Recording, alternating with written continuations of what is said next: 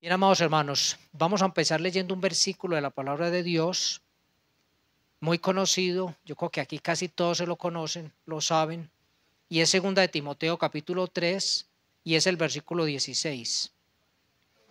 Segunda de Timoteo capítulo 3, versículo 16, muy conocido. Dice la palabra de Dios: toda la escritura es inspirada por Dios y útil para enseñar, para redarguir, para corregir, para instruir en justicia. Hermanitos, este versículo, cuando hablamos de la Sagrada Biblia, es muy importante. Es un texto fundamental cuando nos referimos a la palabra de Dios, porque hay muchos textos de la Biblia que hablan de la misma Biblia, de la misma palabra de Dios. Por ejemplo, si ustedes leen el Salmo 119, van a encontrar que solo dos versículos de todo ese salmo, que son 176 versículos, solo dos versículos de esos 176 no hablan de la Biblia. El resto, los otros 174 hablan de la Biblia. Mira esta porción: toda la escritura es inspirada por Dios. O sea que no hay una sola línea de la escritura que haya sido escrita sin la inspiración de Dios, sin que Dios lo haya ordenado, lo haya pedido, lo haya mandado. Toda, desde el Génesis hasta Apocalipsis, es inspirada por Dios. Y toda la escritura dice que es, ¿qué? Útil, útil. O sea, toda la Sagrada Biblia tiene una utilidad. Por ejemplo, a veces nosotros nos cansamos un poquito cuando leemos algunos textos de la Biblia. Por ejemplo, cuando uno empieza a leer allá en Crónicas empezando, son genealogías. Entonces empieza usted a leer una serie de nombres. Fulano engendró a este y a este y a este. Y uno dice, ¿será que me salto este capítulo? ¿Será que más bien pasó al 2 o al 3? Pero la Biblia dice que todo es útil. De esos personajes que aparecen ahí aprendemos lecciones, porque muchos de esos personajes que están en las genealogías tienen enseñanzas que darnos a nosotros, en sus vidas, en sus decisiones, en muchas cosas que hicieron. Entonces todo es útil. ¿Para qué es útil la palabra de Dios? Por lo menos me voy a mencionar 4 cosas aquí. Dice, para enseñar. ¿Y qué podemos nosotros aprender de la palabra? Mire, acerca de Dios. Todo lo que nosotros querramos saber acerca de Dios, ¿dónde lo vamos a encontrar? Es en la Escritura. No hay ningún otro libro sobre la tierra que tenga la autoridad para hablarnos de Dios como lo tiene la palabra de Dios. O sea, es Dios mismo revelándose a sí mismo, su naturaleza, sus propósitos, sus obras. Entonces, en la Biblia fue escrita para enseñarnos. Ese es uno de los objetivos grandes de la palabra, enseñarnos. Pero también dice que la palabra del Señor está escrita para redarguirnos. Muchos textos de la palabra, leerlos, lo que hacen es desenmascarar nuestro corazón, revelarnos la maldad que hay en nosotros, porque redarguir es mostrarnos el pecado, es mostrarnos lo que está mal en nosotros. Y acordémonos que la Biblia funciona, también dice de la palabra, como un espejo, que nos hace ver dónde estamos sucios, para que corrijamos, cierto, nuestro camino. Entonces muestra la perversidad del corazón humano y la necesidad de un nuevo nacimiento. ¿Recuerdan esas palabras que el Señor le dirigió a los fariseos en Mateo capítulo 23? Les dijo, ustedes son como sepulcros blanqueados, que por fuera se ven muy bonitos, pero por dentro están llenos de inmundicia, de huesos de muertos, de toda inmundicia. Entonces la palabra del Señor está para redarguirnos también, mostrarnos dónde estamos fallando. Pero también dice que la palabra del Señor no solo nos redarguye, sino que está para ¿qué? Corregirnos. Entonces, cuando nos redarguye nos muestra el pecado, pero también está para corregirnos. ¿Eso qué significa? Habla de limpieza y habla de restauración. Entonces, cuando la palabra del Señor dice que está para corregirnos, es porque la palabra puede limpiarnos y también puede restaurarnos, ¿cierto? A una comunión con Dios. En Efesios capítulo 5 dice que el Señor nos ha lavado precisamente con la palabra, con su palabra. Pero también dice aquí que la palabra de Dios, ¿qué? Instruye en justicia, instruye en justicia. O sea que nos capacita y nos prepara para el camino de Dios, para caminar en las obras de Dios, como lo dice el siguiente versículo. Entonces la palabra de Dios nos enseña, nos redarguye, nos corrige y nos instruye. Como dice el versículo que sigue, a fin de que el hombre de Dios sea perfecto, enteramente preparado para toda buena obra. O sea que estos 4 propósitos que aparecen en el verso 16 tienen una finalidad. O sea, hay un propósito con esos 4 propósitos que cumple la palabra de Dios. Y es que, dice aquí, a fin de que el hombre de Dios sea perfecto, enteramente preparado para toda buena obra. O sea, capacitarnos como hijos de Dios, como discípulos del Señor. Resulta, hermanos, que nosotros hace un tiempo atrás, participamos en un instituto bíblico y allí recibimos muchas lecciones. El hermanito Antonio estuvo, no sé si aquí hay otros estudiantes que estuvieron conmigo en Alcance Mundial. Bueno, de este instituto aprendimos muchas cosas importantes y hay 3 pasos que nos enseñaron allí que quiero compartirlos con ustedes en esta tarde, de cómo estudiar la palabra de Dios. Vamos a estar mirando lecciones más adelante con la ayuda de Dios, muchas cosas más, con la ayuda del Señor. Pero quiero que miremos hoy 3 pasos básicos de cómo estudiar la palabra de Dios. Y esos 3 pasos básicos son observación, interpretación y aplicación. Son 3 pasos fundamentales para estudiar la palabra de Dios.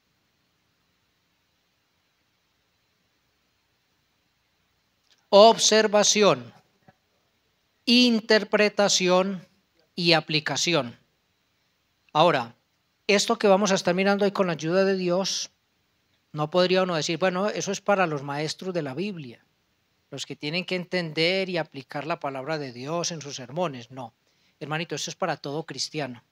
Cualquier hermano, cualquier hermana que tenga sed por la palabra de Dios, será de gran utilidad. Estos pasos básicos, sencillos, fundamentales: observación, interpretación y aplicación.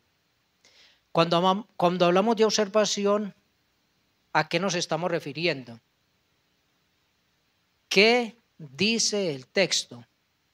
Eso es la observación de un texto. O sea, usted lee un texto y luego dice, ¿qué dice este texto? ¿Qué es lo que está diciendo? Cuando hablamos de interpretación, ¿qué significa este texto? O sea, ¿cuál es el significado de este texto? Y cuando hablamos de aplicación es precisamente cómo lo aplico. O sea, ¿qué aplicaciones tiene para mi vida?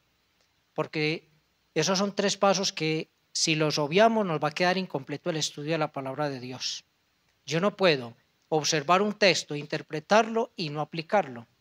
Si yo no aplico el texto, de nada me sirve entenderlo o haberlo observado. No tendría ningún sentido. Entonces vamos a empezar con el primero, que es la observación. Vamos a empezar por aquí. Entonces yo les dije, ¿la observación qué es?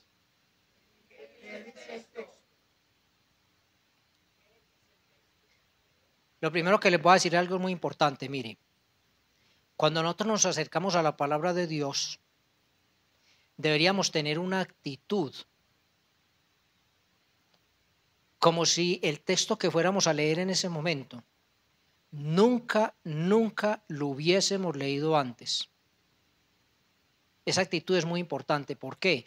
Porque a veces nosotros llegamos con conceptos mecánicos que ya tenemos grabados en nuestra mente. Entonces, por ejemplo, nosotros vamos a leer una parábola del Señor.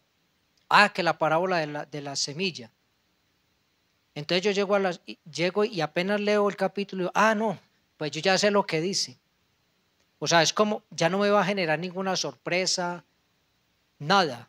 ¿Por qué? Porque yo llego ya como si supiera lo que dice el texto. Y alguien nos explicaba a nosotros de que para uno tener una comprensión más o menos de un texto, uno debería leerlo por ahí unas 70 veces como mínimo para tener una media comprensión de lo que está diciendo el texto. O sea, hay que leer muchísimas veces y no llegar con esos conceptos preconcebidos en nuestra mente de que ya sabemos qué dice el texto, porque se nos van a escapar detalles si llegamos con esa mentalidad. Entonces eso es importante. Pero lo primero que tenemos que hacer es lo que Pachito nos decía ahorita. Primero, El primer paso en la observación es orar, orar antes de leer. Porque es que la Biblia, hermanos, no es como coger otro libro. No es como cuando cogíamos un libro de matemáticas o de biología o de historia. Nosotros no estamos leyendo un libro común y corriente. Estamos leyendo la palabra de Dios. Un libro común y corriente, usted lo entiende común y corriente. Si se mete y estudia, usted puede entenderlo, de matemáticas o de lo que sea. Pero cuando hablamos de la Biblia, que es la palabra de Dios, si nosotros no tenemos la ayuda del Espíritu de Dios, déjenme decirle, hermanitos, que podemos leerla 100 veces y no la vamos a comprender. No vamos a comprender su significado, porque necesitamos la ayuda del Espíritu Santo de Dios. La palabra del Señor dice que para el mundo esto es una locura, el camino de Dios. Pero nosotros necesitamos el Espíritu de Dios para poder comprender la palabra de Dios. Por eso es importante rogar su ayuda. En el Salmo 119, 18, Pacho lo estuvo leyendo ahorita: abre mis ojos y miraré las maravillas de tu ley. Y en 1 Corintios capítulo 2, cuando uno lee desde el versículo 9 hasta el 13, dice la palabra de Dios. En 1 Corintios, vamos a leer ese texto. En el capítulo 2, el tiempo va como disparado, es que me parece a mí.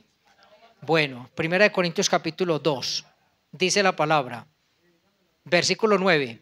Antes bien, como está escrito, cosas que ojo no vio, ni oído oyó, ni han subido en corazón de hombre, son las que Dios ha preparado para los que le aman. O sea, la palabra de Dios no son cosas que hayan pasado por el corazón de un hombre o por la mente de un hombre que luego las haya compilado. No, esto viene del corazón de Dios, de la mente de Dios. Pero Dios nos la reveló a nosotros, ¿por quién? Por el Espíritu. Porque el Espíritu todo lo escudriña, aún lo profundo de Dios. Porque ¿quién de los hombres sabe las cosas del hombre sino el Espíritu del hombre que está en él? Así tampoco, mire esto, nadie conoció las cosas de Dios sino ¿quién? Sino el Espíritu de Dios. Y nosotros no hemos recibido el Espíritu del mundo, sino el Espíritu que proviene de Dios, para que sepamos lo que Dios nos ha concedido. Lo cual también hablamos no con palabras enseñadas por sabiduría humana, sino con las que enseña el Espíritu, acomodando lo espiritual a lo espiritual. Por eso nosotros debemos orar antes de sentarnos a leer la palabra de Dios. Sentarnos a leer la palabra sin orar es incorrecto. No debemos hacerlo. Entonces, eso en primer lugar. Segundo lugar, en la observación de un texto, nosotros debemos leer con un propósito definido. Debemos tener un propósito definido.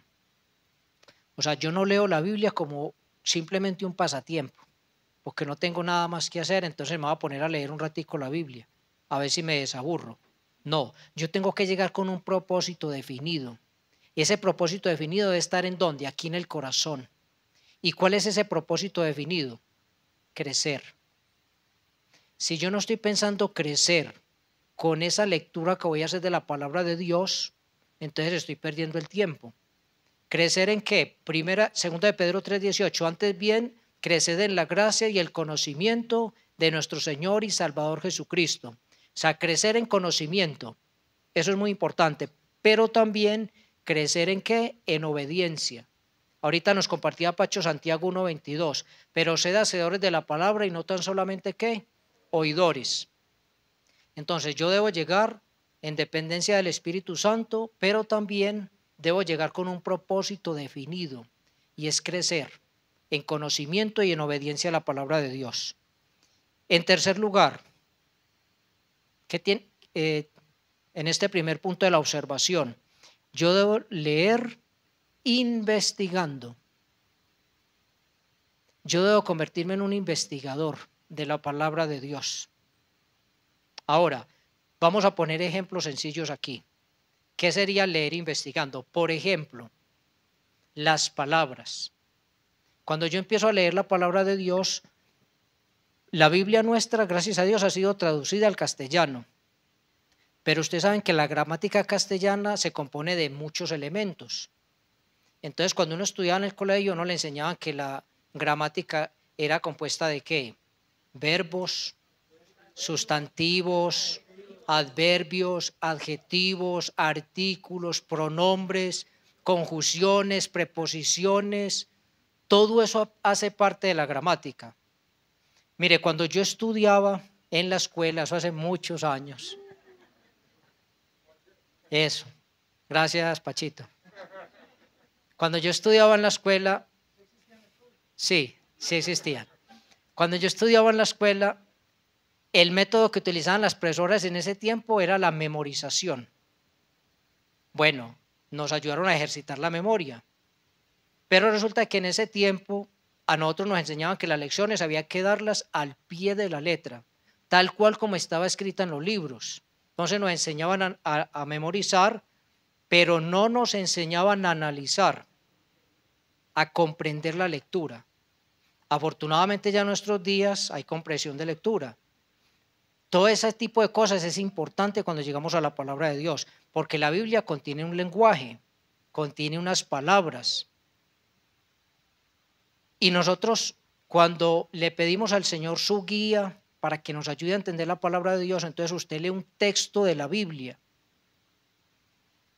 Y con la ayuda del Espíritu Santo de Dios usted puede decir lo que dice ese texto, pero en sus propias palabras. Entonces yo puedo tomar, por ejemplo, San Juan 3:16, porque de tal manera amó Dios al mundo, que ha dado a su Hijo unigénito, para que todo aquel que en él cree no se pierda, mas tenga vida eterna. Como el Espíritu de Dios me está enseñando la palabra, yo voy a tener la capacidad de tomar ese texto y decirlo con mis propias palabras. O sea, comprenderlo, desmenuzarlo, saber qué es lo que está diciendo. Yo podría decir que la prueba más grande del amor de Dios es haber entregado al Señor Jesucristo, y que el propósito de la muerte del Señor en la cruz era rescatarme a mí que estaba perdido, para que yo no me condenara eternamente, y que eso lo logro hacer creyendo en Él. Entonces mire que estoy diciendo más o menos lo que dice el versículo, pero en otras palabras. Eso es muy importante cuando leemos la palabra de Dios. Hay que reflexionar sobre lo que estamos leyendo. Por eso le pedimos la ayuda al Espíritu de Dios, para que nos ayude a desmenuzar lo que estamos leyendo. Y como les dije, como es gramática lo que está en la Biblia también, yo debo entender las palabras que están escritas allí. Por ejemplo, si es un verbo, si yo encuentro un verbo en lo que estoy leyendo, yo debo mirar si el verbo está en pasado, si está en presente, si está en futuro, si es un imperativo, qué tipo de verbo es. Si es una preposición, una conjunción o cualquier palabrita de estas, ¿cómo relaciona esto que está? Por ejemplo, a veces uno va leyendo en la Biblia y ustedes terminan un versículo y encuentran que el que sigue dice por tanto o así que. Entonces, ¿usted qué hace? Usted dice, bueno, si aquí dice por tanto o así que, quiere decir que lo que estaba aquí arriba está relacionado con lo que sigue aquí abajo. Por ejemplo, esas palabritas corticas que aparecen en la Biblia, con, que yo se lo he dicho varias veces, con o en.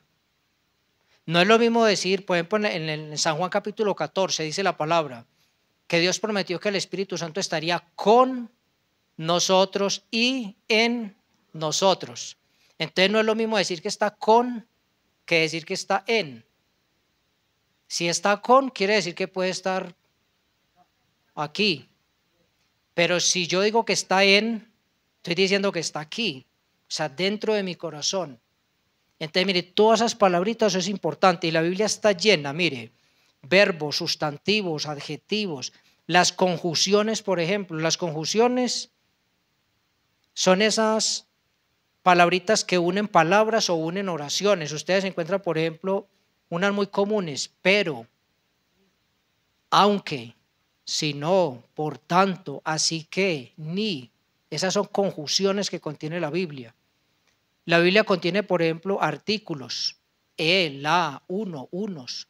Mira si esos artículos son definidos, si son indeterminados, qué tipo de artículo es, a quién se está refiriendo, de quién está hablando, a quién le está hablando. Eso es importante, todo eso es importante. Por ejemplo, las preposiciones. Las preposiciones establecen relaciones entre palabras. Entonces uno encuentra, por ejemplo, en, con, sin, según, desde, mediante. Y muchas veces, hermanitos, no comprender estas palabras nos llevan a interpretar mal un texto. Por ejemplo,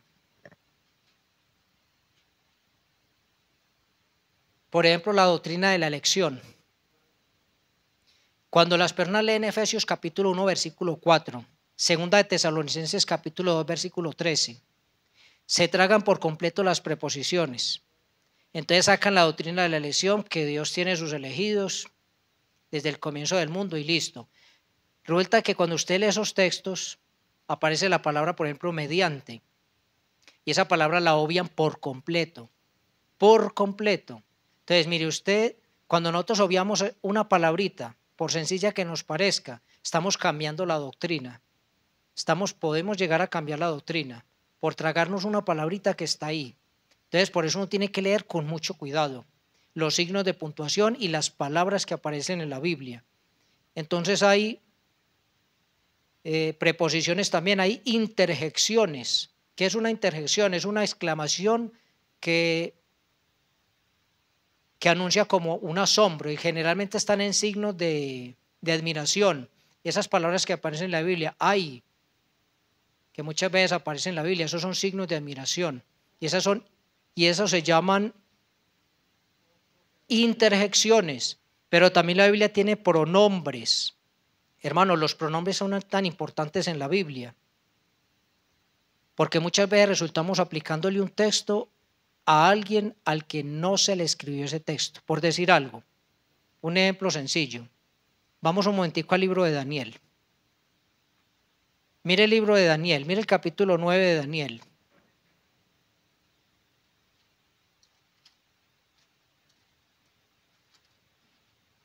Capítulo 9 de Daniel. Mire el verso 24. 70 semanas están determinadas sobre tu pueblo y sobre tu santa ciudad, para terminar la prevaricación y poner fin al pecado y expiar la iniquidad, para traer la justicia perdurable y sellar la visión y la profecía y ungir al santo de los santos. Resulta, hermanos, que hay muchos que cuando leen este versículo no tienen en cuenta los pronombres. Aquí hay unos pronombres que hay que tenerlos en cuenta. Entonces este texto se lo aplican, por ejemplo, a la iglesia.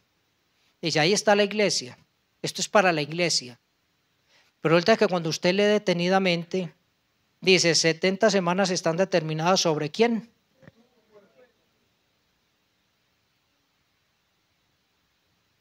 ¿Cuál es el pronombre ahí? Mire esto, 70 semanas están determinadas sobre tu pueblo. ¿A quién le estaba hablando Dios aquí?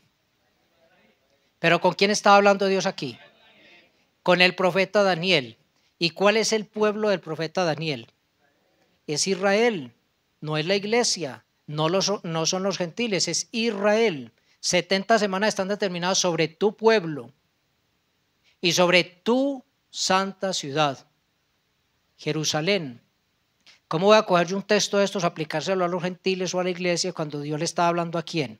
A Israel. Mire que cuando usted se traga un pronombre en la Biblia, le puede estar aplicando un texto a alguien para el que Dios no se lo escribió. Y por ejemplo, cuando uno estudia profecía bíblica, los pronombres son muy importantes. ¿Por qué? Porque en la Biblia hay 3 grupos muy importantes en profecía bíblica, que son Israel, la iglesia y los gentiles. Y cuando uno lee los textos, uno no puede mezclar, porque hay veces Dios le está hablando a Israel, otras veces le está hablando a los gentiles y otras veces a la iglesia. Entonces yo no puedo tomar los textos que son para la iglesia y aplicársela a Israel, o lo de Israel aplicárselo a los gentiles, no. Y eso pasa porque muchas veces nos tragamos los pronombres. Entonces uno tiene que ponerle cuidado incluso a esas pequeñas palabritas que aparecen en la Biblia. Pronombres. También hay adverbios, que los adverbios lo que hacen es como enfatizar algo. Por ejemplo, si yo digo, voy a subir a la montaña, Estoy diciendo algo, ¿cierto? Una expresión, voy a ir a la montaña. Pero si yo digo voy a ir a la montaña que es muy grande, le estoy añadiendo algo, ¿cierto? Ese muy es un adverbio que está modificando una acción ahí. Se está diciendo que esa montaña no es solamente una montaña, sino que es muy grande. Y la Biblia también contiene muchos adverbios. Entonces, todas esas palabritas es necesario ponerlas. Por ejemplo, la Biblia habla de siempre, aquí, bien, mal, mucho, sí, nunca. Esos son adverbios que los contiene la palabra de Dios.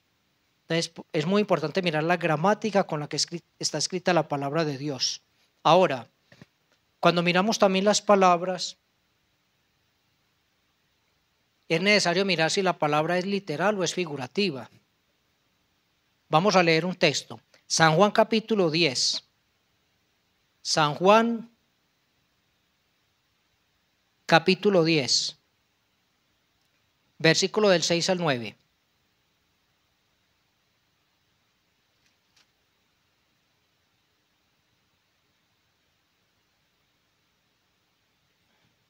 Dice la palabra. Esta alegoría les dijo Jesús, pero ellos no entendieron qué era lo que les decía. Volvió pues Jesús a decirles, de cierto os digo, yo soy la puerta de las ovejas. Todos los que antes de mí vinieron, ladrones son y salteadores, pero no los oyeron las ovejas. Yo soy la puerta, el que por mí entrare será salvo, y entrará y saldrá y hallará pastos. El ladrón no viene sino para hurtar y matar y destruir. Yo he venido para que tengan vida y para que la tengan en abundancia. Aquí dice la palabra, el Señor Jesucristo dice, yo soy la puerta. Esa palabra puerta ahí, ¿es literal o es figurativa? Es figurativa. O sea, es una figura que representa ¿a quién? Al Señor Jesucristo. Está diciendo que Él es la puerta por la que podemos entrar al reino de Dios. ¿Por qué? Porque es por la fe en su nombre que nosotros alcanzamos la vida eterna, la salvación y entrar en el camino de Dios. Por eso Él es la puerta, pero no, esta palabra puerta acá no es literal, es una palabra figurativa, es figurativa. Por ejemplo, ahí mismo en el capítulo, también, ese era el texto que tenía también como en mente, San Juan 10, 27, ¿cierto? Donde dice, mis ovejas oyen mi voz y yo las conozco y me siguen, y yo les doy vida eterna y no perecerán jamás, ni nadie la arrebatará de mi mano. Esa palabra ovejas ahí, ¿es literal o es figurativa? Es figurativa. ¿Las ovejas son figura de quién? ¿De quién? De nosotros los cristianos. Entonces no tiene que mirar si la palabra es literal en el texto o es figurativa. O sea, ¿qué palabra es la que estamos leyendo? En el texto donde lo estemos leyendo. Y es muy importante mirar el significado que tienen las palabras en cada texto. Porque no siempre en todos los textos las palabras tienen el mismo significado. Pongamos un ejemplo. La palabra mundo. ¿La palabra mundo aparece en muchos textos o no? ¿Y en todos los textos significa lo mismo? Vamos a mirar. Hechos capítulo 17. Vamos a buscarle el significado a estas palabras en los textos donde aparecen. Hechos capítulo 17.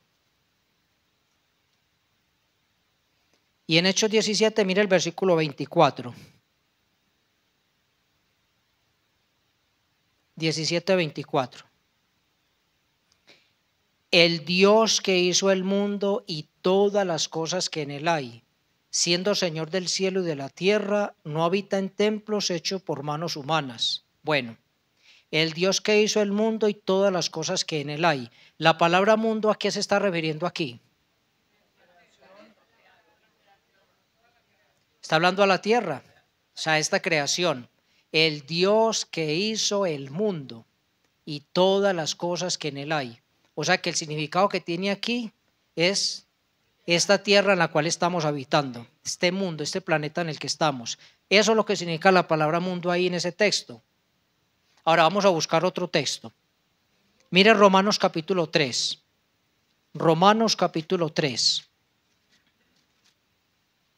Y en el capítulo 3 de Romanos, mira el versículo 19. Sí. Pero sabemos que todo lo que la ley dice lo dice a los que están bajo la ley, para que toda boca se cierre y todo el mundo quede bajo el juicio de Dios. ¿Qué significa la palabra mundo acá en este versículo? La humanidad. Aquí ya no se refiere a la tierra física, sino que está refiriendo a la humanidad. Y es la misma palabra, mundo, pero aquí se está refiriendo a la humanidad. Ahora, vámonos a otro texto. Vámonos a Santiago. Santiago, capítulo 4. Versículo 4. 4:4, el que estaban mencionando los hermanos por allá atrás. Mire, 4:4.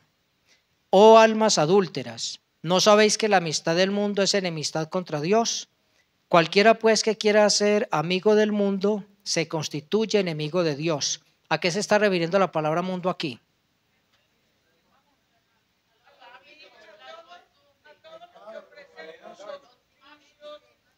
O sea, al sistema mundanal del pecado. Cuando aquí dice el Señor que no amen al mundo, no está diciendo que no amemos la tierra o que no amemos a la humanidad, porque el Señor Jesucristo ama a los seres humanos. La prueba es de que el Señor murió en la cruz por los pecados de la humanidad, pero se está refiriendo es que no amemos el sistema caído del mundo. Entonces mire qué tan importante es mirar las palabras en los textos donde están, o sea, qué sentido tienen. Y es muy importante aquí, por ejemplo, remitirnos, cuando no conocemos bien el sentido de una palabra, remitirnos porque hay ayudas. Por ejemplo, hay una concordancia que es la Strong. La Strong es una concordancia muy buena, ¿por qué? Porque nos lleva al original de las palabras en hebreo y en griego. Entonces usted puede leer el texto que quiere buscar y allá cuando usted llega a la Strong lo va a encontrar cuál era el significado original de la palabra cuando se escribió en ese versículo en particular, sea en hebreo o en griego, qué sentido tenía esa palabra. Porque hay muchas palabras en la Biblia que no todos los textos significan lo mismo. Por ejemplo, la palabra pan.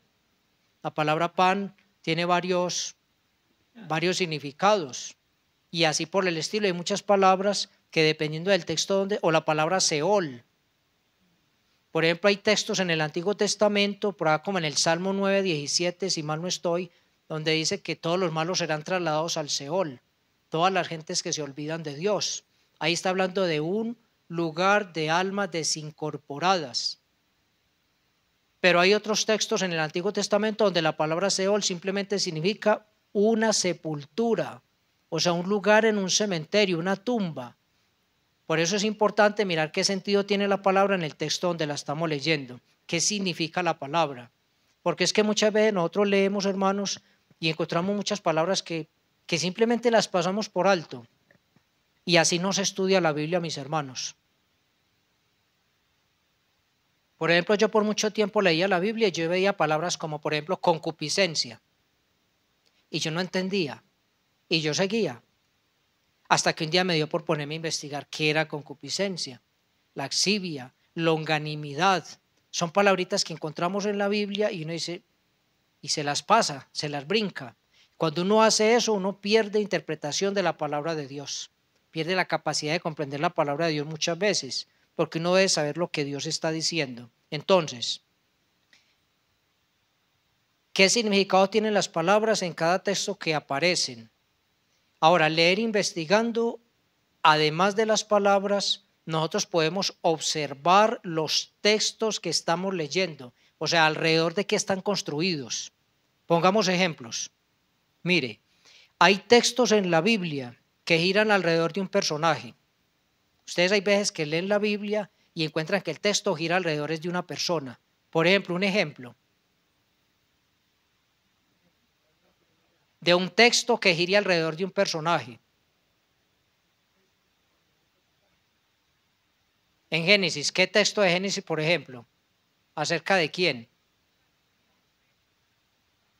Bueno, Moisés. ¿Qué tal José?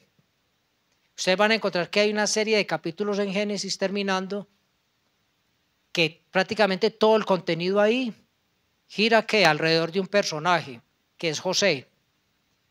Entonces hay muchos textos de la Biblia que giran alrededor de un personaje principal. Primeramente el Señor. El Señor es el tema central de la palabra de Dios. Pero hay muchos textos que giran alrededor de una persona. Cornelio, Nicodemo, hay muchos personajes de la Biblia. Entonces uno tiene que observar el texto que está leyendo. O a veces el texto gira, por ejemplo, alrededor de un lugar. Por ejemplo, Éxodo. En Éxodo se menciona el monte Sinaí y hay muchas cosas que se van a decir en el monte Sinaí. Entonces hay textos que giran alrededor de ¿qué? Del monte Sinaí, de cosas que sucedieron allí. Entonces uno tiene que ir observando todos estos detalles en la Biblia. O a veces no son personas ni lugares, sino que son acontecimientos de la historia. Simplemente son narraciones históricas, como lo que aparece en Reyes, en Crónicas. Son narrativas históricas. O a veces son épocas. Por ejemplo, si ustedes leen Esdras, Nehemías, está marcando una época específica en la vida de Israel. Entonces son textos que giran alrededor de unas épocas o ideas. Por ejemplo, si ustedes cogen la carta del apóstol San Pablo a los romanos, van a encontrar que el contenido de la carta básicamente gira alrededor de ¿qué? De la justicia de Dios y del evangelio. Esa es la idea principal de toda la carta del apóstol San Pablo a los romanos. Entonces uno tiene que mirar el texto que está leyendo como alrededor de qué está girando. Si es de un personaje, si es de un acontecimiento histórico, si es de un lugar, alrededor de qué está el pasaje construido, para tener una mejor comprensión del texto, de lo que Dios quiere decirnos. También es muy importante, por ejemplo, mirar si el texto, esto es importante lo que les voy a decir. Mire, la Biblia contiene muchos textos. Es muy importante observar si el texto que estamos leyendo, por ejemplo, es evangelístico. Hay muchos textos que son netamente evangelísticos. Entonces usted va leyendo la palabra y usted puede notar, usted llega, por ejemplo, a San Juan capítulo 3. Es más, empezando el capítulo 3. Y usted va a notar que ese es un texto evangelístico. O sea, contiene el evangelio. Y llega a ese corazón, ¿cierto? En el verso 16, 17, 18, 19, 20, 21. Evangelístico. Pero ustedes van a notar que a veces van a leer un pasaje de la Escritura que no es evangelístico, sino que es, por ejemplo, profético. O sea, que el énfasis es la profecía, por ejemplo. Entonces usted lee, por ejemplo, un Mateo capítulo 24 y va a notar de que es un pasaje netamente ¿qué? Profético. O muchos apartes de los textos de San Pablo eran ¿qué? Proféticos. Entonces uno tiene que diferenciar qué texto es el que está leyendo. Gracias, hermanita. Si es evangelístico, si es profético, si es un discurso, si es una narración o si es un tema doctrinal.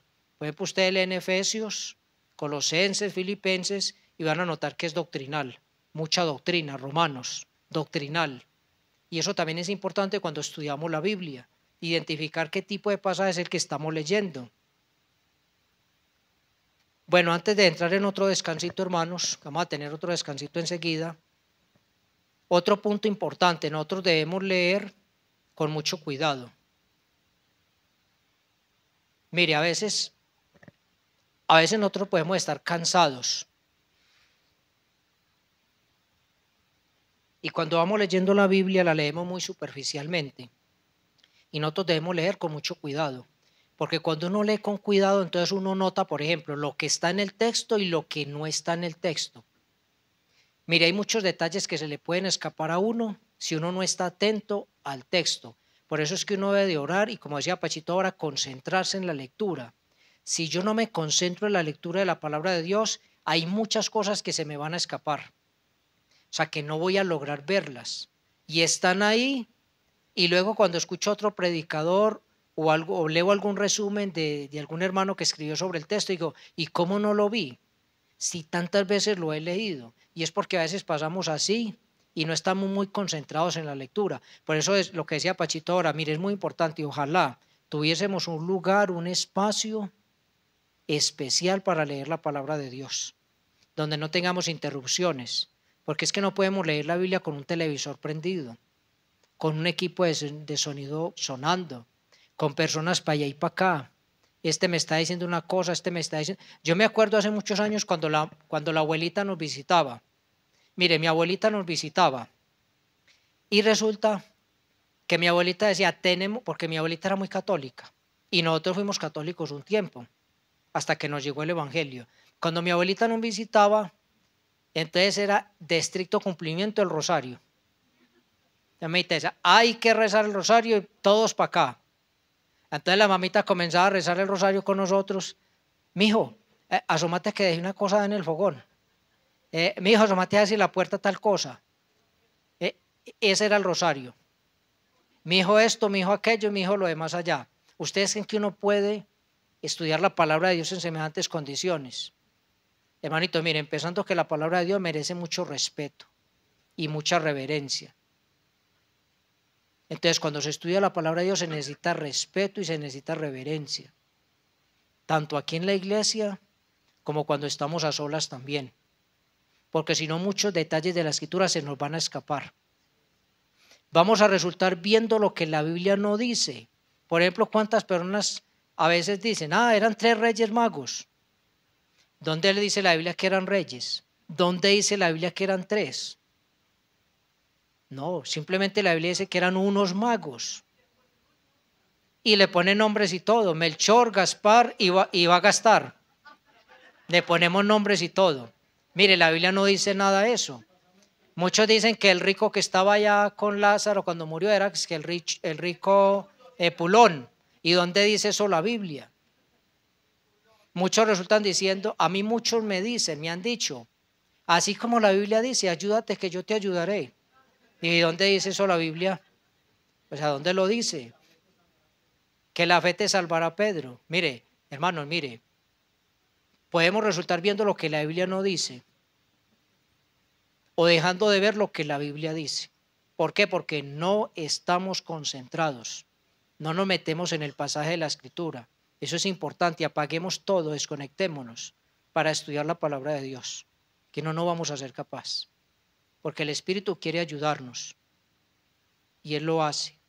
Pero esas distracciones, yo debo procurarlas que quitar todo eso. Yo recuerdo que hace muchos años íbamos a discipular una familia por allá en el barrio Santander, un viejito don José, y nos rogaba, camine, que vamos para la casa, que para que me enseñen, que bueno. Entonces yo me fui con otro hermano, pues a enseñarle la palabra de Dios a don José. Pues nos recibió, nos sentó en la sala y por ahí había un televisor prendido. La primera vez por educación, por decencia, pues nos hicimos para en un rinconcito, le enseñamos. Y bueno, volvimos la segunda y la tercera vez y el viejito no apagaba el televisor. O sea, no apagaba el televisor. Entonces, llega un momento que uno también a veces tiene que ponerse un poquito rojo y pedir el favor que hagan las cosas, ¿cierto? Porque si es en un discipulado, pues imagínense qué va a enseñar uno con semejante distracción. Entonces, debemos leer con cuidado, observar lo que está y lo que no está en el texto, ver los detalles y no suponer que ya sabemos lo que dice, como les decía yo al comienzo. Y otro punto importante que se los mencioné al comienzo, y con este terminamos aquí esta primera parte, es que nosotros debemos leer repetidamente. O sea, a nosotros los maestros del Alcance Mundial nos decían que si usted quiere tener una comprensión más o menos de un texto, debería leerlo como mínimo por ahí 70 veces, para poder entender más o menos qué está diciendo. Eso pues decían los hermanos que tenían mucho recorrido, mucha experiencia. Ellos decían, mire, si usted lee una vez, usted capta algunas cositas. Cuando lee la segunda vez, capta otro poco, si está atento, capta otro poquito. Y cuando lo lee 70 veces, ya usted es capaz de comprenderlo. Pues decían los hermanos, era una forma de decirnos a nosotros que nosotros debemos leer repetidamente un texto de la palabra y especialmente cuando queremos compartirlo con otro. O sea, yo debo prepararme muy bien, estar seguro de lo que voy a decir antes de exponerle a otra persona, porque si yo a esa persona le enseño un error, esa persona se puede quedar con ese error y es probable que nunca lo vaya a corregir. Es probable que en algún momento yo me dé cuenta del error y lo corrija, pero si ya se lo enseña a otro, esa persona de pronto se va a quedar con ese error. Entonces hay que leer repetidamente la palabra de Dios. Entonces, hermanito, esto tiene que ver un poquito con la observación. Y quedaron muchas cosas que no dijimos, pero que las vamos a decir más adelante con la ayuda de Dios. Porque dentro de la observación hay muchas cosas más. Entonces ahora vamos a pasar al segundo punto, que es la interpretación. Pero lo vamos a hacer después de un pequeño descanso. Vamos a tomarnos unos 10, 15 minuticos y descansamos y entramos a los 2 puntos que nos faltan. Muchas gracias, hermanitos. Hermanitos, por ahí me dice el hermanito Guillermo que por ahí estaban como haciendo una listica de los hermanos que asistieron hoy. Entonces, si algún hermanito no ha firmado esa hojita que tiene el hermanito Guillermo, lo pueden hacer ahorita, ¿cierto? Se le acercan al hermano. Queríamos saber más o menos cuántos hermanos estuvieron hoy acá en el estudio de la palabra. El hermanito Guillermo tiene esa lista.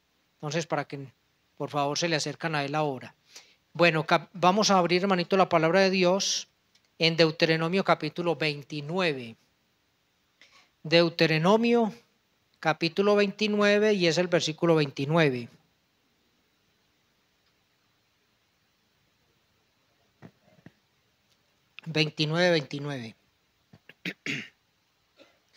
Es fácil de memorizar, fácil de aprender. Dice este texto de la palabra de Dios: las cosas secretas pertenecen a Jehová nuestro Dios, mas las reveladas son para nosotros y para nuestros hijos, para siempre, para que cumplamos todas las palabras de esta ley. Mire esta porción tan preciosa de la palabra. El Señor está diciendo aquí que hay algunas cosas secretas que le pertenecen ¿a quién? Le pertenecen a Él. Por ejemplo, algo secreto que Dios no haya querido revelarnos a nosotros. Exactamente, la fecha del regreso de nuestro Señor Jesucristo. Solo está en la potestad del Padre. Esas son cosas secretas que le pertenecen a Él. Y hay muchísimas cosas que seguramente nosotros no entendemos de Dios, que le pertenecen a Él. Es más, hay cosas en esta misma creación que funcionan y nosotros no las entendemos. No las entendemos, pero Dios sí las comprende porque Él las diseñó. Entonces, ni siquiera somos capaces de comprender muchas veces cosas de acá de la tierra. Pero dice aquí que las pertenecen a nuestro Dios, mas las reveladas son para nosotros. Y aquí es donde nosotros tenemos una enorme responsabilidad. Que dice la palabra que hay algunas cosas que han sido ¿qué? Reveladas. Reveladas. Ahora, si nosotros no conocemos las cosas que Dios ha revelado, es por negligencia nuestra. Porque están al alcance, han sido reveladas. Pero si no las entendemos es por negligencia nuestra. Porque tenemos la palabra y tenemos el Espíritu de Dios que nos ayuda a entender esas cosas reveladas del Señor. Entonces vamos a entrar ahora al segundo punto que les dije yo ahorita. El primero era ¿qué? Observación. El segundo es interpretación. Este es muy importante. Entonces el primero es ¿qué dice el texto? O sea, leer lo que está diciendo. Pero el segundo es muy importante, que es la interpretación. O sea, ¿cuál es el significado del texto que estoy leyendo? Esa parte es muy importante. Resulta que existen unas normas que nos ayudan a interpretar un texto. Vamos a estar mirándolas. En primer lugar, la primera norma que nos ayuda a interpretar un texto: interpretemos literalmente, lo más literalmente que podamos, la palabra de Dios, a no ser de que el texto nos indique una cosa diferente. Por ejemplo, hay personas que leen el libro, ahorita miramos unos textos, hay personas que leen, por ejemplo, el libro de Apocalipsis. Y hay algunas doctrinas que leen el libro de Apocalipsis y no lo interpretan literalmente, sino que, por ejemplo, lo alegorizan. O sea, le dan una espiritualización al libro de Apocalipsis y terminan lejos, a kilómetros de distancia de lo que está diciendo el libro de Apocalipsis. Entonces terminan diciendo, por ejemplo, Apocalipsis es simplemente tiene un contenido espiritual y no profético, dicen algunos. Dice, el contenido de Apocalipsis no es profético, es espiritual. Y hay que entender las lecciones espirituales del libro, pero no tienen nada de profético, dicen unos, que alegorizan la palabra de Dios. Entonces imagínense ustedes a dónde puede llegar una persona que no interpreta literalmente la palabra de Dios. O sea, que no toma literalmente en su sentido normal las palabras y los textos de la Biblia. Miremos un ejemplo. Mire, por ejemplo, Génesis. Génesis capítulo 2. Génesis capítulo 2. Versículo 7. Entonces Jehová Dios formó al hombre del polvo de la tierra y sopló en su nariz aliento de vida, y fue el hombre un ser viviente. Yo he escuchado una cantidad de cosas de este versículo, muchas cosas, cuando podríamos simplemente creerlo y entenderlo exactamente como dice ahí. Mira, entenderlo literalmente como está escrito ahí. ¿Qué está diciendo la palabra? Que el Señor nuestro Dios formó al hombre. ¿Cuál fue el primer hombre que Dios creó? Adán. ¿Qué significa la palabra Adán? Simplemente significa ser viviente. Adán formó al hombre del polvo de la tierra. Será muy difícil entender eso. ¿Sabe qué es difícil para algunos? Creerlo. Creerlo. O sea, muchos no pueden aceptar que Dios haya formado al hombre del polvo de la tierra. Y yo he hablado, por ejemplo, con personas que me han dicho, es que, o sea, ¿cómo me va a caber a mí en la cabeza que nosotros somos tierra? Dice, yo no, o sea, eso yo no lo puedo aceptar. Yo no puedo aceptar que usted me diga que yo soy tierra. Pero si es que Dios dice que nos formó del polvo de la tierra.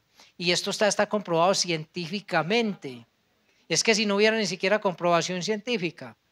Pero es que en el cuerpo están todos los elementos que están en la tierra.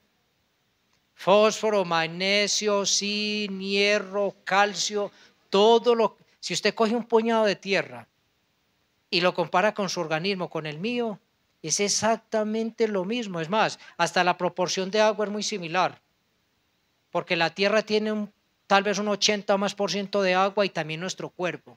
O sea, estamos hechos de tierra. El Señor lo dijo. O sea, ¿por qué nos cuesta mirar literalmente la palabra de Dios? Mire, del polvo de la tierra, y luego dice que sopló en su nariz aliento de vida, porque el hombre no es solamente un puñado de tierra. Ese es el estuche, esa es la vasija en la que nos movemos. Pero dice que sopló en nuestra nariz aliento de vida, o sea, puso un alma, un espíritu dentro de esa vasija de barro.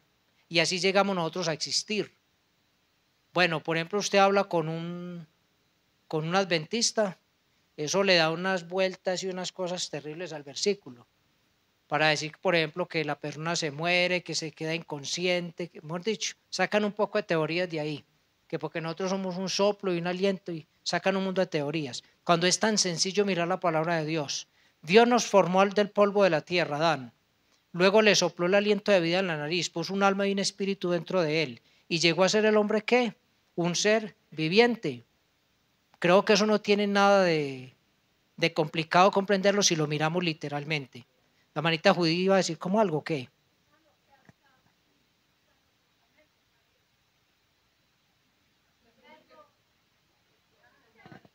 Hermanita, ¿y entonces usted por qué no montó una fábrica? Si usted tiene hierro, el hierro tiene buen precio, cobre es carito. Hermanos, miren.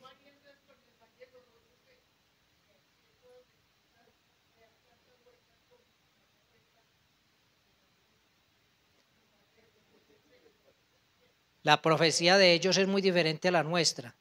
O sea, ellos asumen la profecía de una manera totalmente diferente.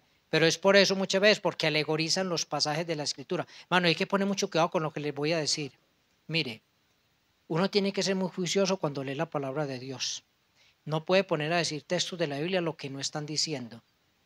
Porque muchas veces nosotros podemos resultar en un campo muy peligroso, que se llama el campo de la especulación.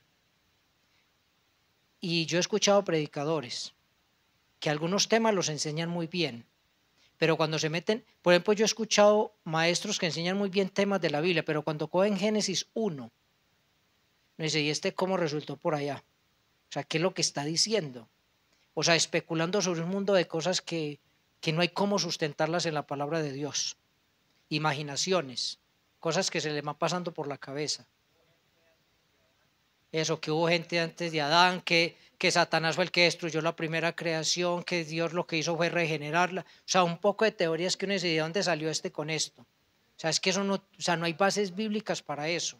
Entonces yo no puedo ir más allá de lo que la Biblia dice, porque eso ya es especular. Eso es especular. Y la legalización no es buena. ¿Por qué? Porque cogen un texto que tiene un sentido simple y sencillo y lo ponen a decir una cosa que no está diciendo el texto. O sea, tratando de espiritualizarlo, sacándole aplicaciones a un texto que el texto no da para eso. Eso es como coger la escritura y forzarla. O sea, uno no puede forzar la escritura. Uno tiene que dejar que el texto diga lo que está diciendo y dar las aplicaciones correctas sin necesidad de forzar el texto. Mire, una aplicación de un texto sale sin necesidad de forzarlo. No hay que forzar la escritura, tratando como de sostener un argumento de uno. Eso no es...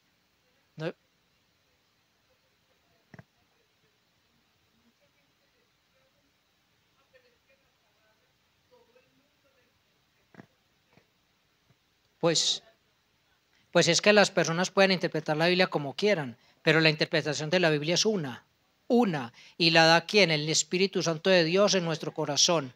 Él es el que interpreta la palabra de Dios para nosotros, así el mundo la interprete como quiera. Bueno, en segundo lugar, entonces primero interpretar literalmente la palabra de Dios.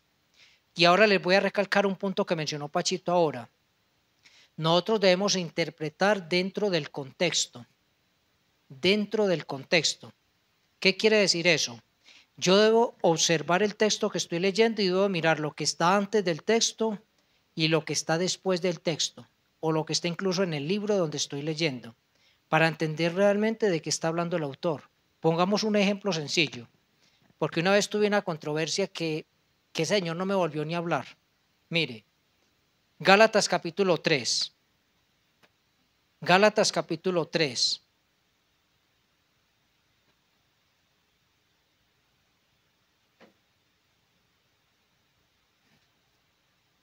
En Gálatas capítulo 3, mire usted el versículo 28. Mire, Gálatas capítulo 3, versículo 28. Ya no hay judío ni griego, no hay esclavo ni libre, no hay varón ni mujer, porque todos vosotros sois uno en Cristo Jesús. Resulta que hace muchos años yo me estaba congregando en una iglesia. Y cuando yo llegué allí, porque no era como la iglesia que de pronto más se parecía, porque yo venía de otro lugar, entonces yo aquí no conocía, entonces traté de encontrar como que me recomendaron una iglesia que fuera más o menos de sana doctrina para reunirme, ¿cierto? Entonces yo empecé a ir allí y empecé a notar de que pues muchas cosas las enseñaban bien y bueno, pero empecé a notar de que dentro del liderazgo de la iglesia habían hombres y mujeres. Entonces habían ancianas y ancianos y todo ese tipo de cosas. Entonces, cuando yo entré pues como a indagar sobre el asunto, el hermano que me abordó, pues al hermano que yo abordé me dijo, es que la Biblia dice que ya no hay judío ni griego, no hay esclavo ni libre, no hay varón ni mujer y que todos nosotros somos unos en Cristo Jesús. Entonces me sacó este texto.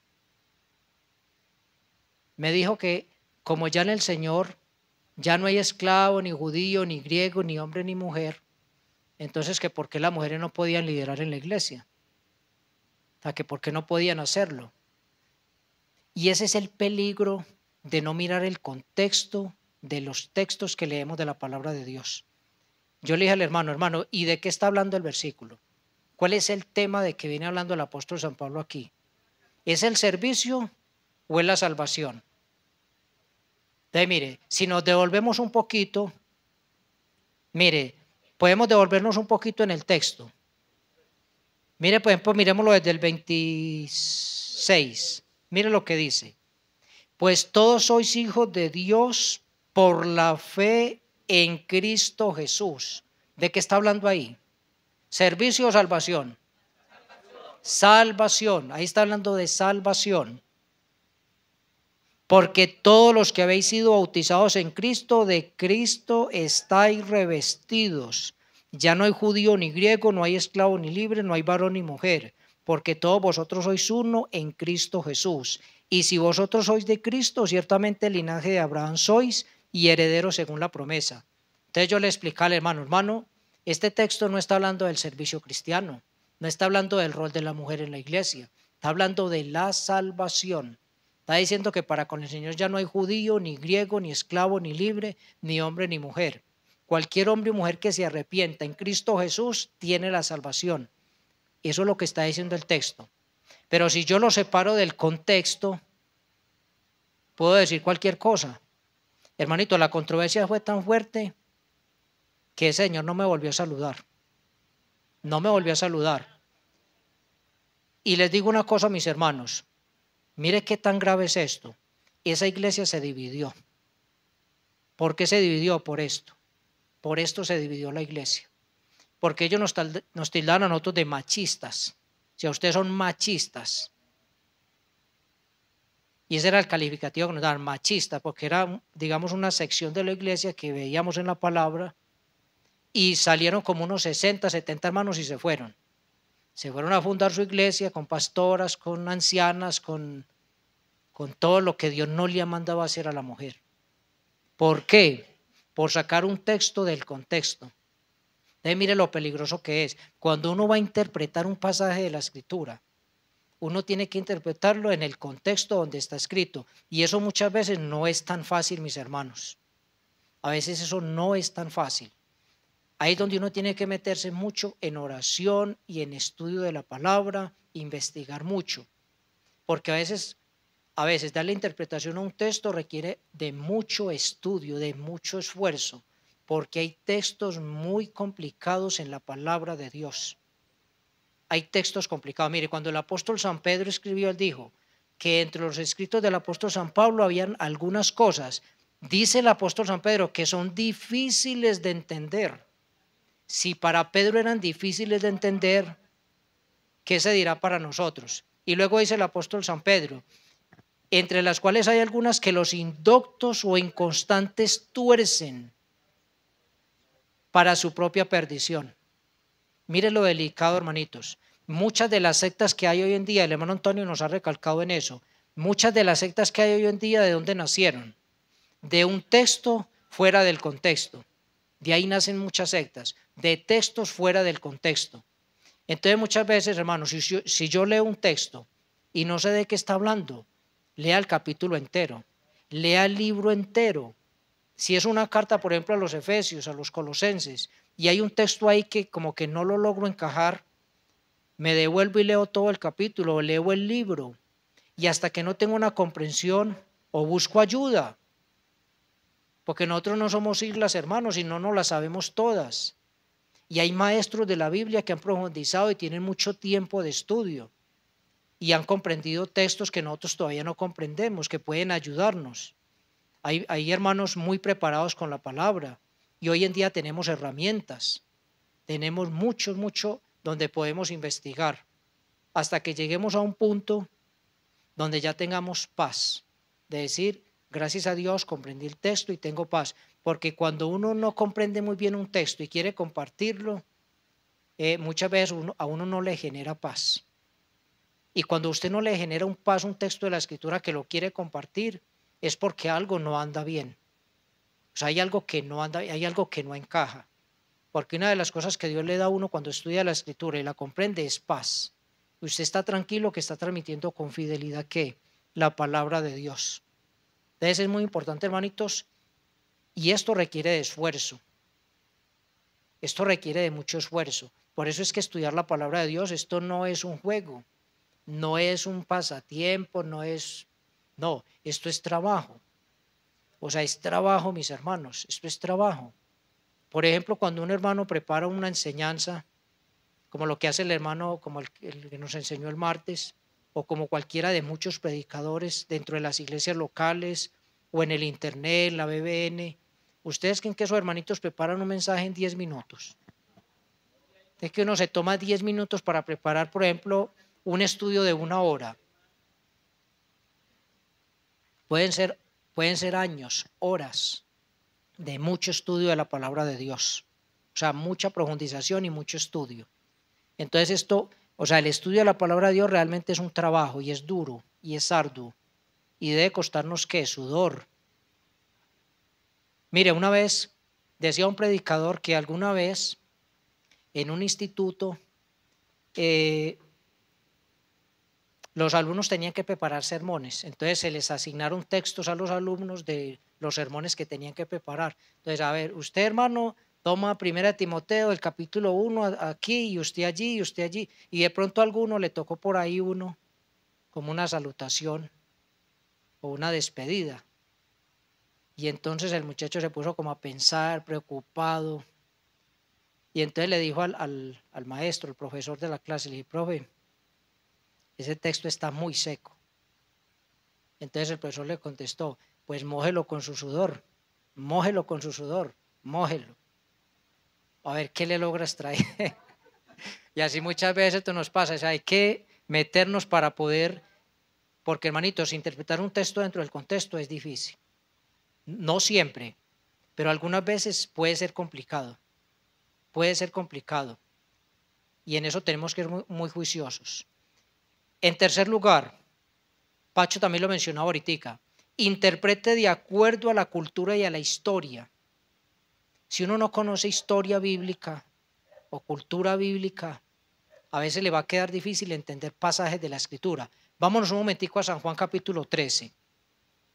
Mire este pasaje. San Juan capítulo 13.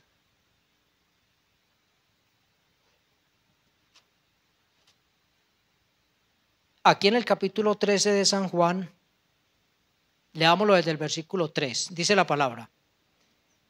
Sabiendo Jesús que el Padre le había dado todas las cosas en las manos y que había salido de Dios y a Dios iba, se levantó de la cena y se quitó su manto y tomando una toalla se la ciñó. Luego puso agua en un lebrillo y comenzó a lavar los pies de los discípulos y a enjugarlos con la toalla con que estaba ceñido. Entonces vino a Simón Pedro y Pedro le dijo, Señor, ¿tú me lavas los pies? Respondió Jesús y le dijo, lo que yo hago tú no lo comprendes ahora, mas lo entenderás después. Pedro le dijo, no me lavarás los pies jamás. Jesús le respondió, si no te lavare, no tendrás parte conmigo. Le dijo Simón Pedro, Señor, no solo mis pies, sino también las manos y la cabeza. Jesús le dijo, el que está lavado no necesita sino lavarse los pies, pues está todo limpio. Y vosotros limpios estáis, aunque no todos, porque sabía quién le iba a entregar, por eso dijo, no estáis limpios todos. Así que después que les hubo lavado los pies, tomó su manto, volvió a la mesa y les dijo, ¿sabéis lo que os he hecho? Vosotros me llamáis maestro y señor y decís bien porque lo soy. Pues si yo el maestro, el señor y el maestro he lavado vuestros pies, vosotros también debéis lavaros los pies los unos a los otros, porque ejemplo os he dado para que como yo he hecho, vosotros también hagáis. Bueno, dejémoslo ahí. Mire este pasaje de la Escritura. Como muchos pasajes de la Escritura, tiene que entender uno un poquito la cultura para poderle un poquito de sentido al pasaje que estamos leyendo. Resulta que el Señor les lava los pies y les dice, ustedes también hagan lo mismo. Y saben que todavía hay congregaciones en el día de hoy donde se lavan los pies. O sea, yo, pues no los, digamos, no es que se vayan a condenar por eso, pero yo pienso que han entendido mal la palabra de Dios. Hay congregaciones donde todavía se lavan los pies los hermanos, pero si uno entiende la Escritura y un poquito la cultura, uno sabe que en ese tiempo pues muchos no usaban zapatos o usaban unos zapaticos muy rudimentarios, sandalias o lo que fuera. Cuando normalmente llegaba un invitado a una casa, había un sirviente que estaba preparado para lavar los pies del que llegaba. ¿Por qué? Porque si los pies estaban llenos de callos, de mugre, de tierra, pues imagine cómo serían los pies de una persona que caminaba por ahí casi sin zapatos. Entonces era la costumbre lavarle los pies para luego sentarse a la mesa. Entonces el Señor, como Él vivió en esa época donde se practicaba eso, pues el Señor lo hizo como una forma de enseñarles también humildad, sencillez. Pero la lección principal del texto tiene que ver con el perdón. El perdón. El Señor dice que ya ellos estaban lavados porque habían creído en el Señor, habían sido regenerados, ¿cierto? Por creer en el Señor. Pero mientras caminaban por la tierra se iban a ensuciar los pies, o sea, nosotros seguimos pecando. Nosotros debemos confesar a Dios permanentemente nuestros pecados. Entonces mire qué tan importante es conocer un poquito la historia bíblica y las costumbres para comprender algunos pasajes de la Escritura. Y así por el estilo uno va a encontrar muchos pasajes en los que necesita entender un poco qué, la historia y la cultura. Por ejemplo, cuando San Pablo dijo en Romanos capítulo 7, él dijo: miserable de mí, ¿quién me librará de este cuerpo de muerte? Él tenía en mente un castigo romano. Cuando un homicida muchas veces lo cogían, le amarraban el cuerpo del que había asesinado, se lo amarraban a la espalda para que lo llevara ahí amarrado. Pablo tenía eso en mente. O cuando Pablo estaba amarrado a las cadenas de un soldado allá en Roma, él pudo escribir un pasaje como Efesios capítulo 6, donde habla de la armadura de Dios. Él podía estar mirando la armadura ahí del soldado y dándole una aplicación, ¿cierto?, con la palabra de Dios. Entonces mire que es importante conocer la historia y la cultura bíblicas para comprender muchos pasajes de la Escritura. Y así por el estilo, porque la Biblia está llena de costumbres desde el Antiguo Testamento, que si uno no las conoce o las desconoce, le va a ser muy difícil interpretar textos de la palabra de Dios. Entonces es importante cuando vamos a interpretar la palabra, mirar también el aspecto cultural y el aspecto histórico, para poder comprender mejor. Avancemos, hermanitos, porque el tiempo es oro. En cuarto lugar, interprete tomando en cuenta otras partes de la Escritura. Esto es muy importante, muy, muy importante. Cuando uno estudia un tema en la Biblia, por decir, vamos a hablar yo aquí tengo un ejemplo. Vamos a hablar, por ejemplo, bueno, ahorita les pongo este ejemplo, pero por ejemplo, vamos a hablar de la soberanía de Dios. ¿Será que la soberanía de Dios está en un solo capítulo de la Biblia? Está por toda la palabra de Dios. Entonces yo debo interpretar un tema como esos a la luz de muchos pasajes de la Escritura que me arrojan luz sobre ese tema. Les voy a poner un ejemplo específico. Vamos a leer 3 textos de la palabra de Dios en diferentes libros. Mire, o en diferentes capítulos, perdón. Mire San Juan capítulo 5, para ponerles un ejemplo. San Juan capítulo 5. Mire el versículo 24.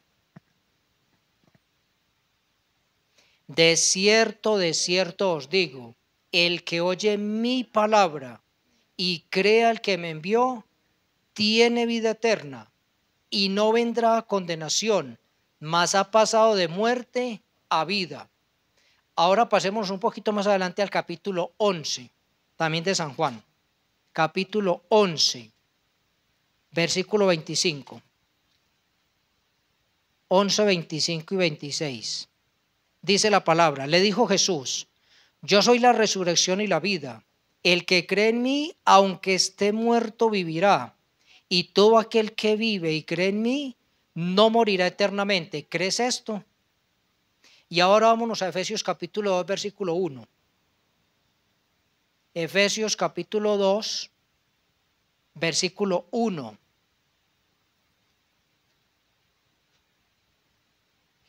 Y Él os dio vida a vosotros cuando estabais muertos en vuestros delitos y pecados. Ahora yo les pregunto, ¿estos 3 versículos estarán relacionados o no están relacionados? ¿Cuál será el tema de los 3 versículos?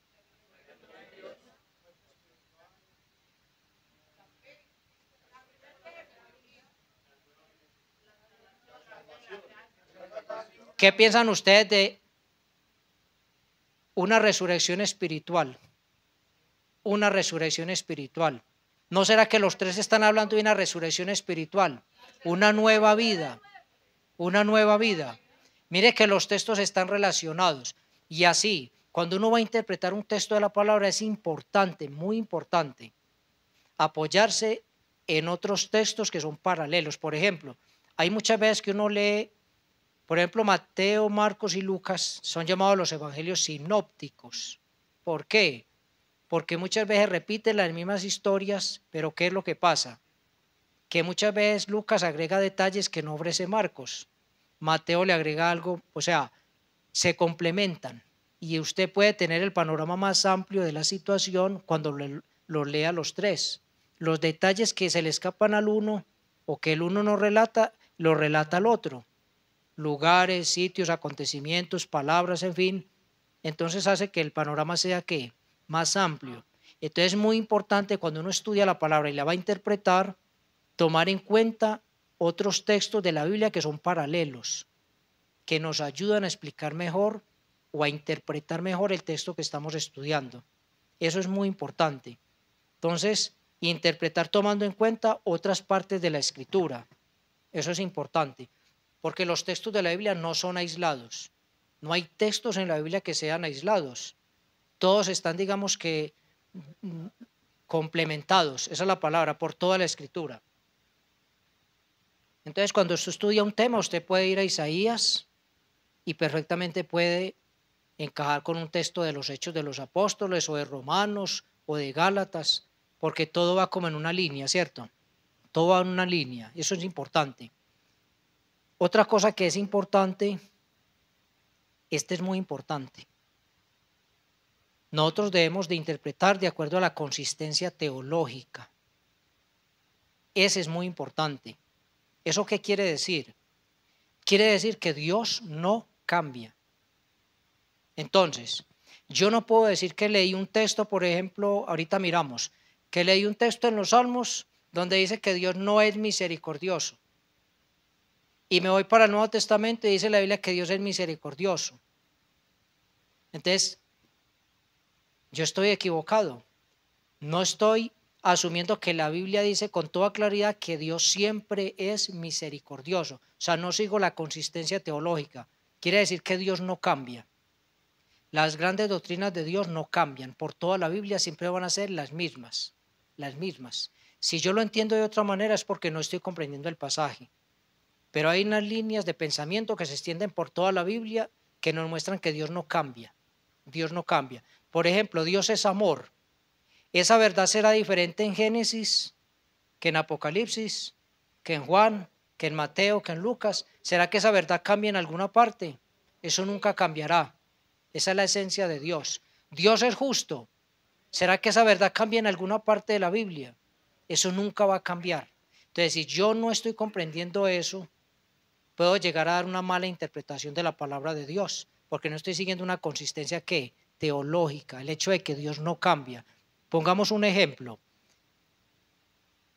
que lo hemos leído acá, Salmos 7:11. Mire, Salmos capítulo 7, versículo 11. Dice así, Dios es juez justo y Dios está irado contra el impío todos los días. Entonces, hay algunos que dicen, Dios no ama al pecador. Es más, está irado contra él todos los días y no lo ama. Resulta que uno se va al Nuevo Testamento, a San Juan 3:16, dice, porque de tal manera amó Dios al mundo. Uno se va a Romanos capítulo 5, versículo 8, más Dios muestra su amor para con nosotros, en que siendo aún pecadores, Cristo murió por nosotros. Entonces la persona se queda con un pensamiento, bueno, en el Antiguo Testamento dice que Dios no ama al pecador, pero es que la Biblia no está diciendo eso. Y en el Nuevo Testamento dice que Dios le extiende su misericordia al pecador. Entonces, ¿dónde está la consistencia teológica acá? ¿Dónde está la línea? Que Dios siempre es bueno y amoroso. Bueno, si ustedes siguen leyendo el Salmo 7 y no se quedan pegados en el versículo 11, sino que pasan al 12, dice, si no se arrepiente, él afilará su espada. Ahí está. Dice que Dios está irado contra el impío, pero ¿qué dice el 12? Si no se arrepiente. Entonces yo no puedo coger cosas así y extraerlas así y descuidar esa línea teológica, esa consistencia teológica por toda la Biblia, porque entonces voy a estar desvirtuando la palabra de Dios. Eso es importante a la hora de interpretar un texto de la palabra, porque hay doctrinas que dicen eso es lo que enseñan.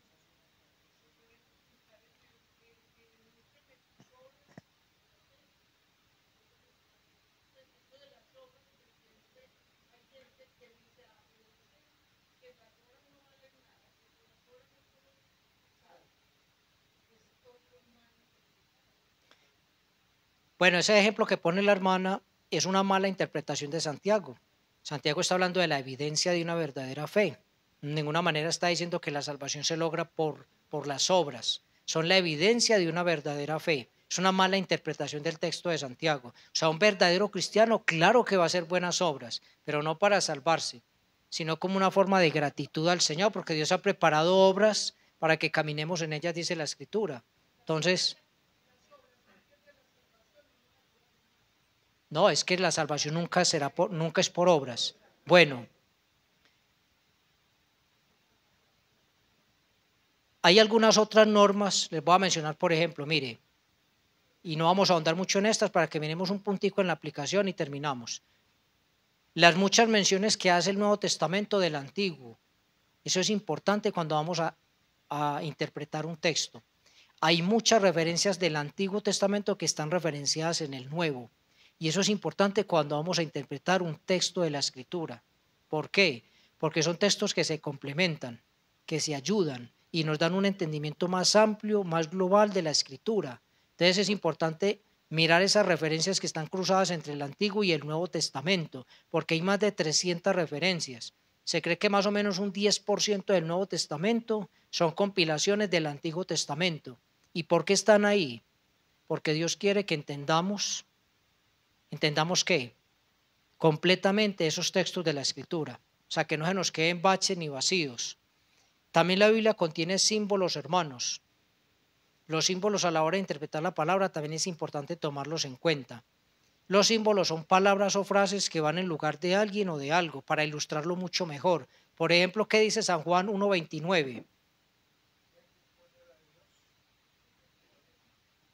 Dice, he aquí el Cordero de Dios que quita el pecado del mundo. Entonces, esa palabra cordero ahí es un ¿qué? Es un símbolo. Es un símbolo. ¿Y por qué el Señor utiliza cordero? Porque el corderito habla mucho del Señor Jesucristo, que tenía que ser de un año sin defecto, sin tacha, ¿cierto? Para presentárselo al Señor. Entonces, hay muchas cosas del corderito y la forma como es sacrificado, que no se queja ni nada. Todo eso habla de quién, del Señor Jesucristo. Entonces son símbolos y la Biblia está llena de símbolos. Vosotros sois la sal de la tierra, vosotros sois la luz del mundo. Señor Jesucristo dijo, yo soy la puerta.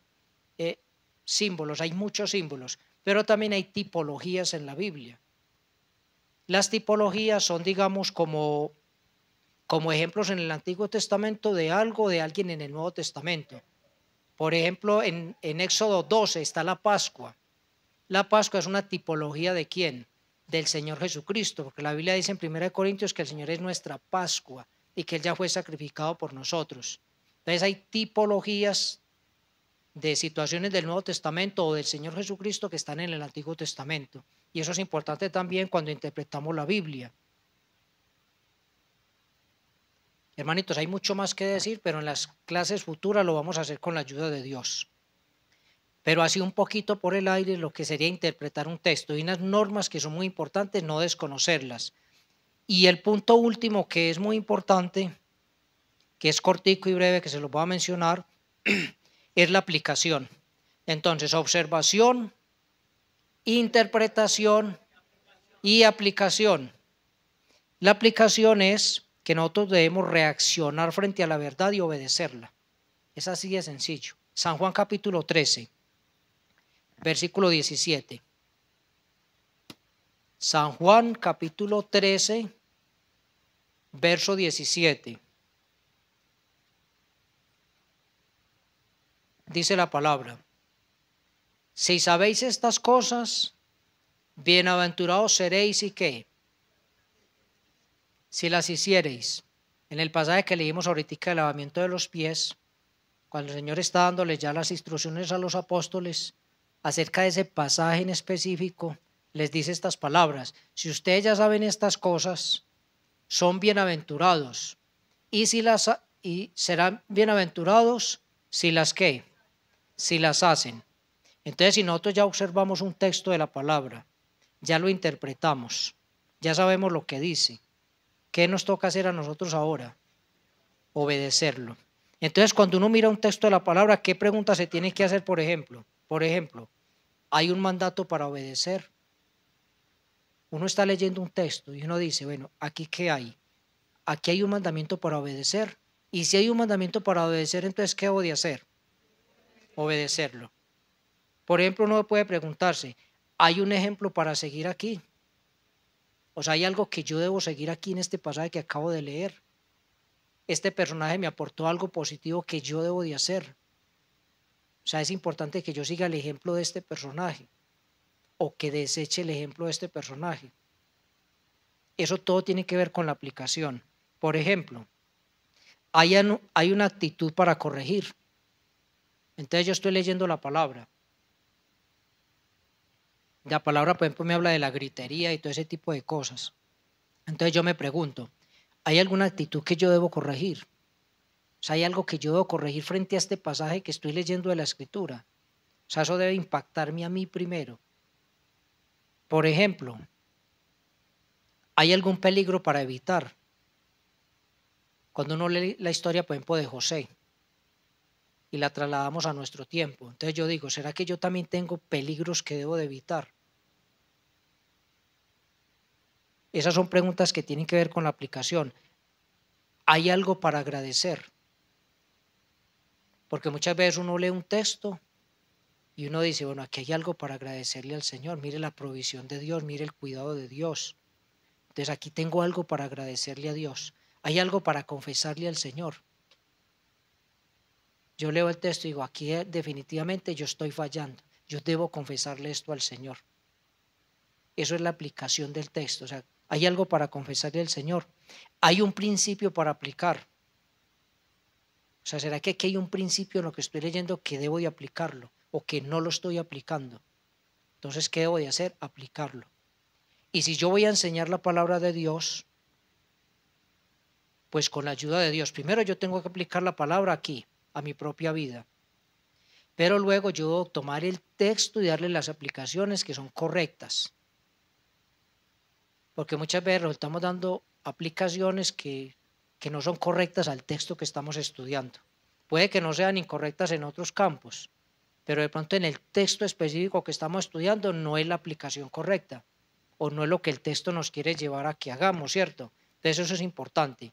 Practiquemos la aplicación con el poder del Espíritu Santo de Dios. Romanos capítulo 8. Romanos capítulo 8.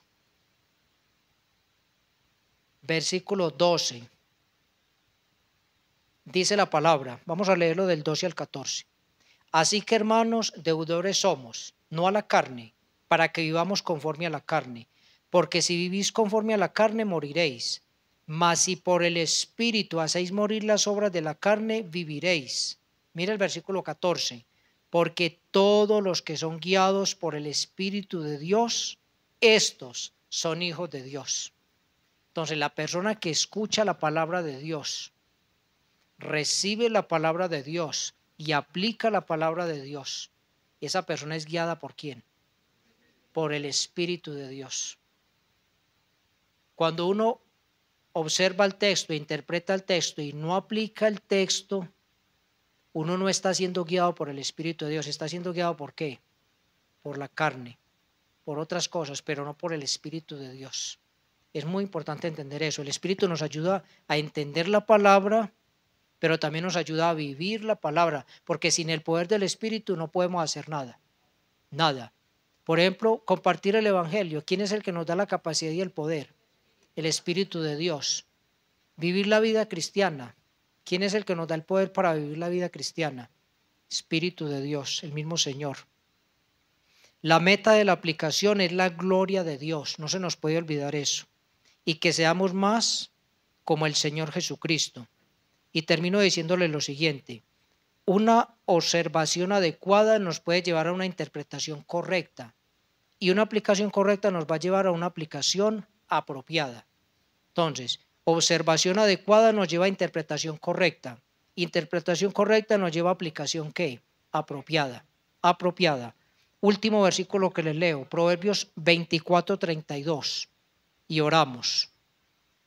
Proverbios 24:32. Dice la bendita palabra de Dios. Miré y lo puse en mi corazón. Lo vi y tomé consejo. Qué bueno que podamos hacer esto. Miré y lo puse en mi corazón. Miramos la ley del Señor, la palabra de Dios, la pusimos en nuestro corazón. Y después de verlo, tomé consejo para ponerlo ¿qué? En práctica, porque los consejos es para qué, para desecharlos o para seguirlos. Pues los buenos consejos, para seguirlos, para seguirlos. Entonces, hermanitos, vamos a orar, vamos a darle gracias a Dios, les agradecemos por su tiempo, gracias a Dios que... hermanitos, los que no hayan firmado la listica la tiene el hermano Guillermo.